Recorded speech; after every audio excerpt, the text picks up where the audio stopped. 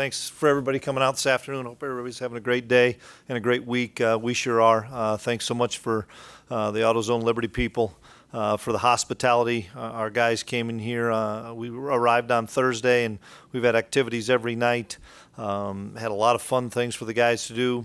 Hospitality's been phenomenal. The people have been great. I know our kids have enjoyed it. We've been able to get some practices in, had some adverse conditions yesterday, but the guys had a blast. We practiced in a downpour yesterday, but needed to get some work done, and so excited about being here and representing the Big 12 against a great Navy football team and a great Navy program. I have so much respect for the Naval Academy and Coach Ken. He and I have known each other for a while and been on some committees, and he's done a terrific job there. And we have our hands full come tomorrow afternoon. But we're excited about the challenge, and we have our last walkthrough today, and then some more meetings tonight, and we'll get more into our typical quote Friday routine today, and we'll be ready to roll tomorrow. So we'll open up for questions. Before we get to questions from them, we have a couple that are a tradition for us. Okay, good. Bowl game. Yeah. It's about the food and the music here. Okay. First question about Elvis. Yep. Young Elvis, old Elvis. Do you have a preference? Old Elvis, probably. And my wife and two younger children went and toured Graceland on, I think it was Saturday, and had a great time. But, yeah, old Elvis. Then to the food. Mm-hmm. Obviously, it's about the barbecue. Yep. Here. We have every version you can imagine. Correct. Wet ribs, dry ribs. Yes. I like both, to be honest with you. Dry probably, but yes with barbecue. And so I've been able to enjoy a little bit of that myself, and phenomenal restaurants and great hospitality. And we appreciate your comments about your week this week. So You bet. Now we'll take questions from the folks who get paid to ask questions. Right. Yeah, Coach, I know there's a lot of talk about developmentally things that can happen in full practice. What has been to you the biggest thing developmentally that's happened? Just the repetitions that both our developmental offense and defense are getting in special teams. We've designated every day that we've practiced to a period of developmental team periods and individual, and then some different special teams. And so just the constant coaching and the constant work of fundamentals within our offense and defensive schemes. And so I know that those guys have appreciated that, getting coached rather than being on the scout team all the time. And so I know we've made some improvements. Now that it's here, what would it mean for you guys to be able to win this bowl and get 9 victories? It would finish the chapter, finish the story. We talk about the journey we've been on, and we have one more chapter, one more story to write with our seniors, and we know it's going to be a difficult task. But if we continue to prepare, give us a great chance to be successful. But without question, it would end the journey. Obviously, you've had a lot of postseason success in your career at the FCS level, but trying to make sure, is this the first bowl you've been in as a player or a coach? Correct. Just what's that experience been like preparing for a bowl game versus preparing for a playoff game? Yeah, it's been different, obviously. Everything that I've done since I've taken over this position a little over a year ago now has been a first for me. I don't care if it's a first spring ball to a first media day to all that to a first bowl experience. And for starters, I couldn't be more thrilled that we're a part of a bowl game. And, there wasn't a ton of expectations other than the people in our locker room that we would be playing postseason football. And so I've reached out to a number of colleagues that I have that have helped me in my path along the way. And obviously it's different because of the developmental side of things, of continuing to try to work on your future of your football team, where when you're preparing for a national championship or a playoff game, you have only that on your mind. And so that's been a little bit different. But not only that, but when you go to a national championship game, you're only there for a couple of days. We've been here quite a bit longer, so there's more activities. And it's such a reward for the guys from a season of a lot of success. How do you feel like your freshman backs, both the ones we've seen and then also Thomas and Clyde Price? They've really done a nice job. You know, Joe Irvin, who's played his 4 games and we're not going to play, has done a really nice job of kind of simulating some of the Navy stuff, being a slot back, and he's really quick and really a good cut blocker. So he's really done a nice job for us. I think Clyde and Thomas are continuing to grow and develop. They have a long ways to go, but we're seeing really good improvement. And then obviously Jacardier is going to see some time tomorrow. Big 12 has had a difficult time so far in its bowl games. If you're able to win, you'd be the first Big 12 team to win a bowl game this season. What would that mean? I know we're talking about Big 12 and Yeah, I don't get caught up in that, to be honest with you. You know, we have a job to do with our team and in our preparation, and so whether or not we'd be the first, the next, whatever, we just want to do what we can to be successful for Kansas State. Coach, that's kind of as a follow-up to that, with the one-sided loss by Oklahoma over the weekend, two-part question. One, does that diminish K-State's win over Oklahoma in any way? And two, is that a reflection of Big 12 defense? Well, one, it's never going to diminish the win we had over Oklahoma because it was a statement win for our program. And two, I think I think Oklahoma's a tremendous program, tremendous team. Lincoln Riley's done a phenomenal job to get to the playoff as many times as Oklahoma has, and him in particular. And LSU is a pretty good football team, and that quarterback's won the Heisman for a reason. Coach, it looked like Jonathan Alexander and Daniel Green were a little limited the other day in practice. You expect them to? Yeah, Daniel for sure. Jonathan will be a game time decision, but Daniel's okay. And then Jonathan had a little ankle a week or so ago, and so we'll see how he does in warm-ups. Talking to Elijah Sullivan the other day just about kind of defensive prep for the option. How tough is it to not just want to say, in years back to go, having blitzing all the time,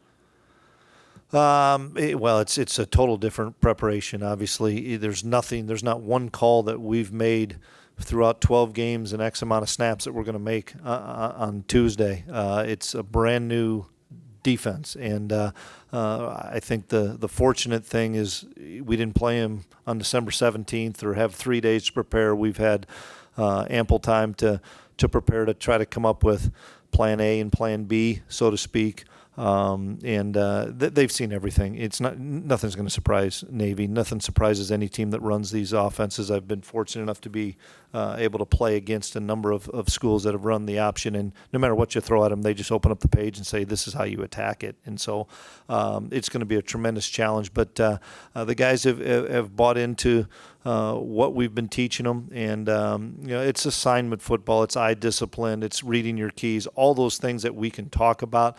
But until you get into it and see the speed of play, I think our scouts have done a really nice job of showing pictures, but you can't emulate the speed that we're going to see tomorrow afternoon. And so for us, the biggest challenge will be to, be able to get to understand and feel for the speed of the game. How the defensive backs been doing a pretty good job so far, Travis, in terms of staying respecting the pass and not cheating up ever?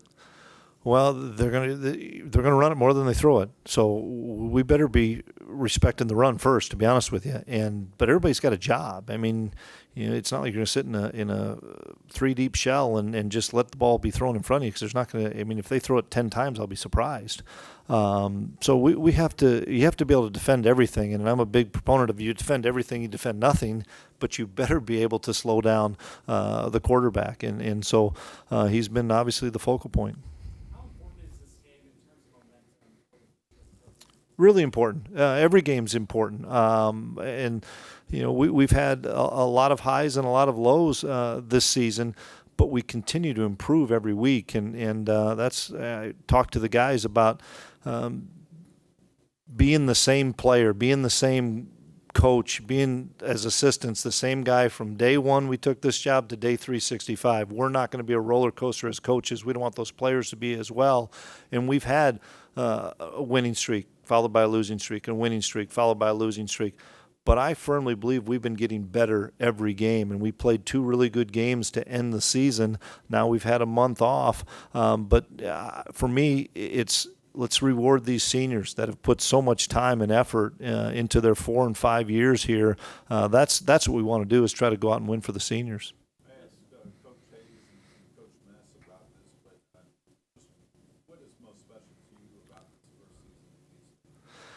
The whole body of work, to be honest with you. I mean, I can't point to one thing. I point to the full year of all the newness that I had, that the coaches had, that the team had, and they bought in. They listened to and bought into the new voices in the front of the room.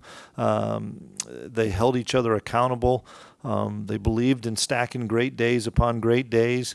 You know, we're laying a foundation with our staff that we hope the younger guys can latch onto and continue to build upon that foundation. And I'm not saying the foundation was poor. This is just our staff. We've got a great foundation from what Coach Snyder has done for years and years.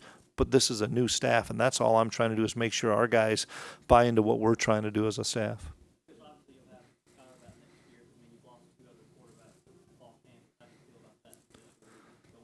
We have Skylar Thompson. I promise you I always have a chance to win.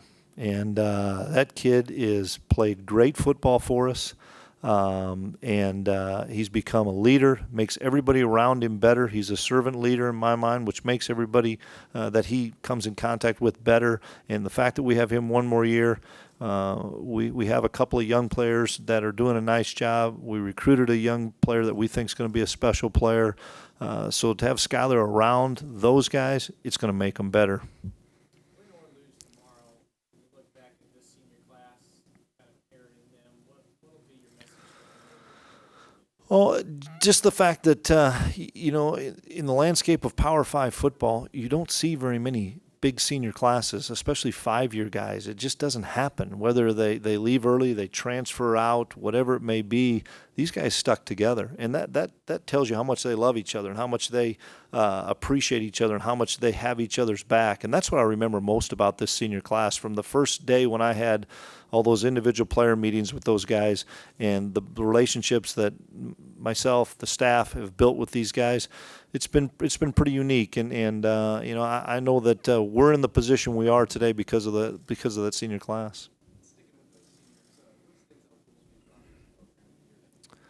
A guy that is one of the best leaders and one of the best leaders by example, vocally, in how he does everything. And this has nothing to do with football. How he does everything off the field, in how he attacks life, and how he prepares to be his best version of Denzel on a daily basis, and how he challenges other guys to be their best, not on the field, off the field. I will remember Denzel more for the things and what he's established within our culture off the field, and how he's conducted himself, how he's held guys, especially young guys, accountable to the standard that he expects Kansas State football to be a part of.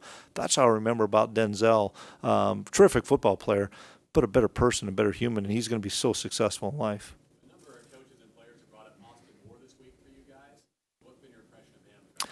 Done a great job, and he's one of those guys in the developmental that he was a school start walk-on for us that you'll hear his name, because I think he's got a chance to help us on special teams until he can learn what we're doing at linebacker and develop and get bigger and stronger and all those other things. But a guy that plays the game the right way reminds me of a younger Brock Monty in the fact that he just plays his tail off and keeps quiet and just does things the right way and has some really good ability.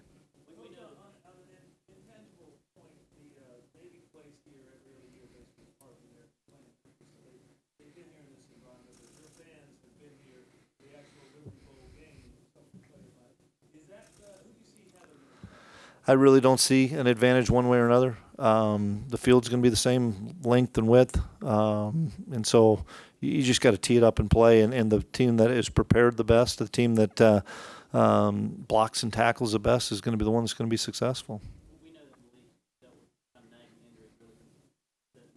Yeah, I believe so. He's healthy. You know, it's been nice that month off for Joaquin Gill, for all of our running backs to get healthy. So the first game I think we'll have all the running backs healthy, as well as Malik and Joaquin and Dalton, and so that side of the ball is probably as good as we've been. Are there any lessons the defense can carry over to next year after spending a whole month? You know from the standpoint of all the calls that we've made for 12 weeks that you don't make any of them on this game. but yes, in the fact of if you don't have great eye discipline and understand your responsibility and understand where you fit in the 11-piece puzzle, you're not going to be successful. And so I think if you're a corner or safety, a great example, they're involved in every play. And in most games, there's potential when the play's away from you, you're not really involved in it. Those kids having to understand that they're held just as accountable as the 3 technique, as the outside linebacker, as a defensive end or a linebacker, to everything from a run fit and a pass fit point of view. I think our defensive backs, especially the corners, have a greater appreciation of how they fit into the entire scheme. And so we're hoping that that's a great learning experience for them.